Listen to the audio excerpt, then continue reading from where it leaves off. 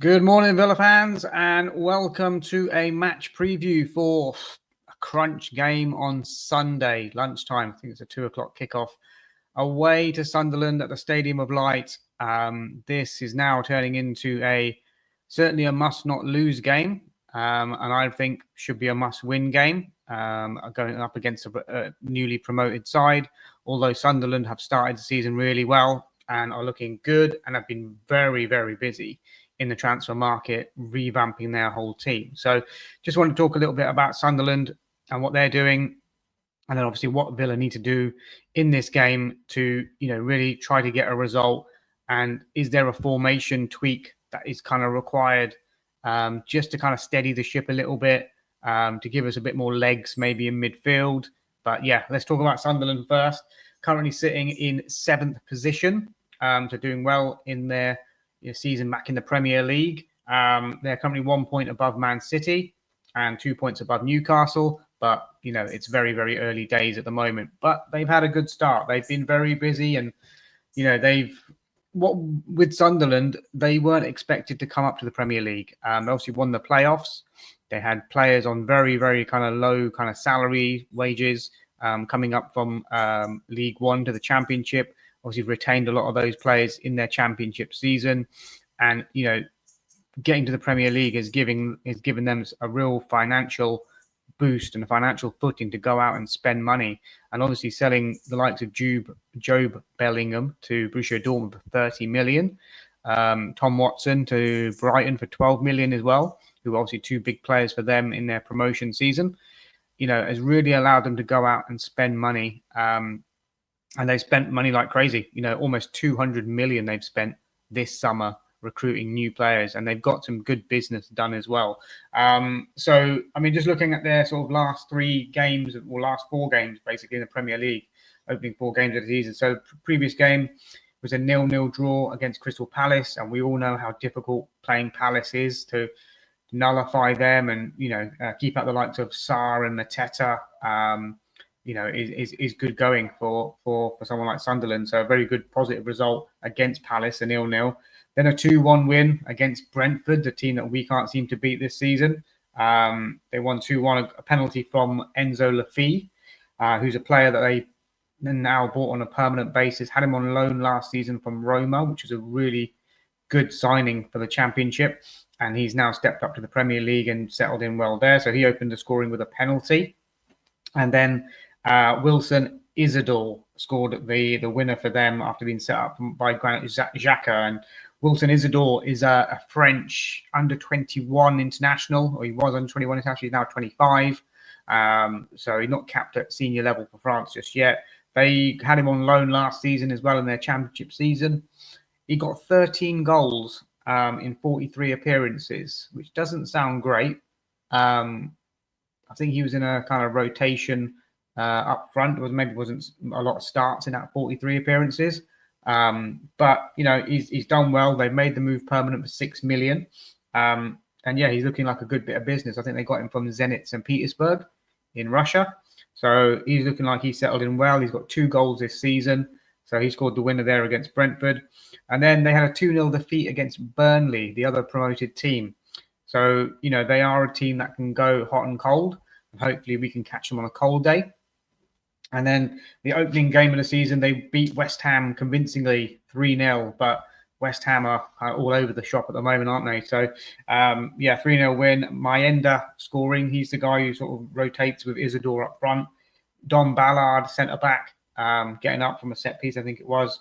And then also Wilson Isidore scoring that sort of his first goal of the season. And obviously now he's on 2. So he's going to be a danger. And the thing about Sunderland is that they have experience in Granit Xhaka, who is a really, really good signing for them from Leverkusen. And he's got the experience of playing at the top level, Champions League, Arsenal, captain at Arsenal as well. So what a really, really good signing to have in the dressing room, on the pitch, with all these sort of young and exciting players who might need a calm head and a leader on the pitch. And Granit Xhaka, with his experience, provides that in bundles, basically. But their transfer business has been, really, really interesting. They've spent a lot of money They're here to stay. Basically, is what they're trying to say in the Premier League. They work this hard to get themselves back up to the Premier League from like League One, Championship, and now Premiership. They want to stay here, and they spend money to that effect. The biggest signing for them was centre midfield player Habib Diarra, 31 million from Strasbourg. I'm surprised Chelsea didn't have a look at him, obviously given the relationship between Strasbourg and Chelsea. But maybe he's one of those players that they want to see how he does in the Premier League before making a move for him, maybe in a year or two's time. But let's see. But yeah, Diarra is legs in midfield. They've also got another midfield player called Sadiki. They bought from Union Saint-Gallen in Belgium for 17 million. So Diarra, Sadiki, and Xhaka tend to be their midfield three. And they also have three up front as well. So it's either Mayenda or Isidore as the central striker, flanked by Clementine Talbi from Club Brugge. They bought for 20 million. And we came across Talbi last season in the Champions League when he played for Bruges. And he did stand out. He's a good young player, huge potential. And again, another really sort of smart signing from Sunderland, because if he goes on and has a good season this year, there could be profit made on that sort of 20 million. And he could be an exciting player for them to have. And the other wing, they've spent 24 million on Simon Adingra from Brighton, who's always been a kind of danger to us when he played for Brighton. Good, pacey winger, hardworking, knows where the back of the net is. So he's going to be a threat as well. So Talbi and Adingra, for me, are probably going to be the players that are flanking Isidore in attack for them. Defensively, maybe not as strong, but they've done a smart signing in picking up Ronaldo from Atletico Madrid on a free transfer, playing on that left back and progressively sort of getting forward. Around that, they've got Don Ballard at the back, and they brought a new goalkeeper in, a Dutchman called Rolfs, who I've not heard too much about, but they spent the best part of, I think it was 12 million on him from the sort of Eredivisie. I think he came from, I'm not sure if it was AZ Alkmaar or one of those sort of sides in the Dutch league there. But Diarra, 31 million, Adingra, 24 million, Lafise, 23 million, made his move permanent, Talbi, 20 million from Club Brugge. Brian Brobby came in on transfer deadline day for 20 million from Ajax. He's a big physical striker. Hasn't got the greatest touch. I'm hoping I'm not jinxing this now. But from what I've seen of him at Ajax, he's a big kind of lump. Not the greatest technique. He's just one of those battling ram type strikers up front. He will cause problems with his pace and his power, but his finesse and his technique is not the highest quality, and that's probably why other teams haven't kind of looked at him as well, because he's been on the radar at Ajax for a little bit now. But Sunderland have taken the punt. I think they paid 20 million for him, Brian Brobby from Ajax. So he'll be on the bench perhaps for them and looking to come on and cause problems late on in the game. As I mentioned, Sadiki, midfield player, they bought him from Union Saint-Gallen, 17 million. Granit Xhaka, great bit of business, 15 million. Maybe a wee bit expensive, but if he gives you that experience and that leadership on the pitch, which these players are going to need in the Premier League, then 50 million is an absolute snip for someone like Sunderland if he makes the right sort of impact. And then on transfer deadline day as well, along with Brian Brobby, they signed ex-Villa winger Bertrand Traore. So yeah, bit of a strange one again from Ajax as well. So they've done a bit of deals with them. He obviously knows the Premier League. He's played here for us, and we know about Traore and what he's good at. Great first touch, able to kind of shoot from range, as you remember that goal against Leicester. Good feet, able to shift the ball. Maybe doesn't have the pace to run away from players. He's obviously 30 years of age now as well, but he's never relied kind of on his pace, I would say. He's more of a technique kind of player, and that sort of a smart player and a good signing. Only cost him like 3 million, I think, which in this day and age is nothing. So Bertrand Traore might be on the bench for them as well, and it'll be interesting to see what kind of reception he gets from the Villa fans. And I don't think he did too much wrong at Villa, and then was sort of outcasted and sort of loaned out and sold and things like that. But yeah, I think he'll be starting from the bench, Bertrand Traore. And then the other signing that they made was another ex-Villa target, was Gertruda from Leipzig, which was a really surprise signing, because I'm sure that other clubs were looking at him bigger than Sunderland, but Sunderland were the one that swooped, that got him. I think he's arrived with a slight injury, so he's not played yet. But he could be in the squad for this one. Again, perhaps on the bench. A very versatile defender, can play right back, centre back, even in sort of CDM as well. And he was someone that we were really, really, really pursuing in the January transfer window, or January last season, was it? But yeah, he's going to be an interesting signing to see, and it's a really good coup for Sunderland to get someone like that. And obviously they've got a good mix of young players and experienced players now. So very dangerous team is what Sunderland are going to be, and it's it's an unknown quantity to us in terms of how they play, but they're high pressing, high energy, winning the ball. They've got their 3 midfield players who will run around all day: Siddiqui, Xhaka, and Diarra. And then you've got a Digne with pace and power on the attack, Talby with that clever ability on the ball, and then you've got Isidore, who's waiting for balls in behind, even balls in the air. So it's going to be a dangerous game for Villa, is what I'm saying, really. And then looking at the Villa sort of news, obviously we haven't had a press conference yet. I think Unai might be doing one later on today. But I'm thinking there might be a tweak of formation for this one. I mean, we've largely gone with a 4-2-3-1 kind of formation. And this season, I don't know whether teams have kind of figured this out, really. You have to say that. And it might need an extra body in midfield, because as I mentioned, Sunderland have those 3 in midfield that get around the pitch so well. And I think we need to kind of match that. If we go in with 2 CDMs and, a number 10, I think we're going to get outnumbered in that midfield clash. I think Xhaka, Diarra and Siddiqui will just have too much legs and energy for us. So I think we need to kind of match up and play 3 across midfield as well. And then perhaps go with, we've seen it against Everton where he played this kind of formation and he played 2 number 10s behind the striker. I've got a feeling we'll probably see that again on Sunday against Sunderland. So team lineup wise for me, Emi Martinez comes back in goal. Right back, Matty Cash. We have no one else. Right centre back, Ezri Konsa. Left centre back, I think Tyrone Mings is going to get the nod here again. Left back, for this one, I want to see Ian Maatsen come in for Luca Digne, just because I want us to be a bit more progressive. And I think what's going to happen is that we play 3 across midfield, which I'll come on to now. So my 3 in midfield would be Boubacar Kamara, Lamar Bogard, who's done well, and John McGinn. So I would play that 3 in midfield, maybe with McGinn having the option to sort of press high up the pitch a little bit like he did for the goal, and sort of get forward a little bit more from central positions, with Bogard and Kamara sitting. And then you've got Konsa and Mings behind that as well. And hopefully that can allow Matty Cash and Maatsen, especially Maatsen on the left, to sort of provide some width and get forward. And then in front of that 3 midfield, you're playing 2 number 10s. My feeling is it won't be Sancho from the start. I think he'll go with Morgan Rogers again. I think he'll just play him until he reaches form.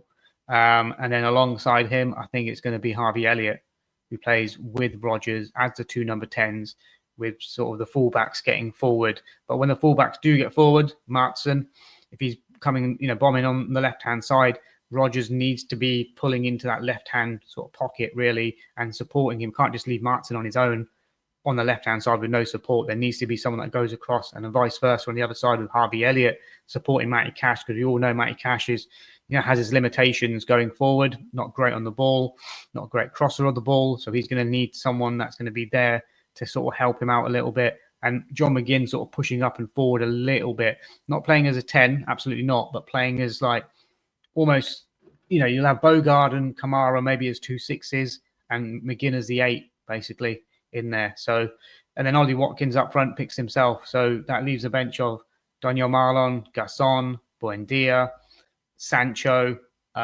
Digne, Torres. It's quite a good bench to have. And we can change it up if we need to. If we need to add a number 10 in there or play someone in the 10, then we can look to bring on someone like Sancho or Gasson or Marlon, someone to play wide for us too. But I just think for this game, it needs to be kind of compact. I think Matty Cash is probably going to do a lot of work more defensively against Talby or Digne, whoever plays on the left-hand side for Sunderland. And I think Maatsen just needs to maybe be that outball for us on the left-hand side. That's my feelings on it anyway, in terms of tweaking the formation and going with matching Sunderland with a 4-3-3. I would love to hear your thoughts, guys, and see what you think about that. I just think we need an extra body in that midfield. If we go with a double pivot, we will just get overrun. Sunderland will just have those three in midfield that will absolutely just kill us. And then they're looking to play the ball out wide, and they've got ability on the flanks. So Talby, Digne, who are happy to run at fullbacks and go past them. So I think that midfield is where the game will be won and lost, and it's going to be a very important battle for us. So that's my kind of thoughts on how we kind of should be playing and looking at this game. Guys, if we can get a win, I think it'd be absolutely terrific, and we need to kickstart this season somewhere. We thought it was going to be against Brentford in the cup, and that just didn't kind of work out in the end. Obviously, losing out on penalties and another really limp performance, should we say? So yeah, that wasn't good to watch. So I just want to see us being a bit more positive, a bit more structured. Looks like Tielemans probably will be out for this game, because I think he's going to be out for 2 or 3 weeks apparently. So that's why I've not mentioned him. Onana looks like he's still injured as well. Barkley, personal issue. So that's the options that we have. But I think that leaves us with a pretty strong bench and potential game changes. But I think we need to stay in the game. Sunderland will start, fast and furious. They will be up for the game. The home fans will be making a massive noise at the Stadium of Light, and we just need to, just calm that support down a little bit and frustrate them a little bit and match them up in midfield with energy and legs.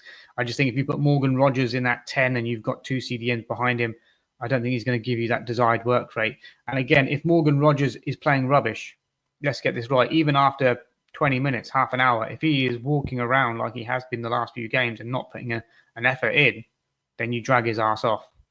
You've got Emi Buendia who can come in and play there. You can put Elliott into there. You can move people around. Whatever you can do, Sancho can come on. But, we can't have any passengers in this game. Sunderland, their weakness is at the back. Their defence is not the strongest. So we can't allow them to dictate midfield and work on their attacks, because that's where they're most dangerous. So we need to basically be having a threat going forward. I want to see movement. I want to see runners off the ball. I want to see these 2 number 10s going beyond Ollie Watkins, not just staying behind him all the time. If Watkins has picked up the ball with his back to goal, or, I want to see Rogers bombing on into the centre forward position. I want to see Harvey Elliott bombing on into centre forward position, perhaps, that sort of stuff. Even John McGinn on times. I want to see him bursting from midfield and maybe sort of getting forward alongside Ollie Watkins, especially if the ball is out wide somewhere. That's what we kind of need to do. We need to flood the box a little bit and give them something to think about. But we need to start the game well. We need to stay in the game first 15 minutes. Don't let the occasion or the fans or the Sunderland fans, frustrate us. Let's be competitive. Let's get a tackle in there. Let's get the away fans up. Let's get the Villa fans up. Let's get the players up. I want to see John McGinn crunching into a challenge. That's why I put Lamar Bogard in there. He's not afraid to put in a challenge.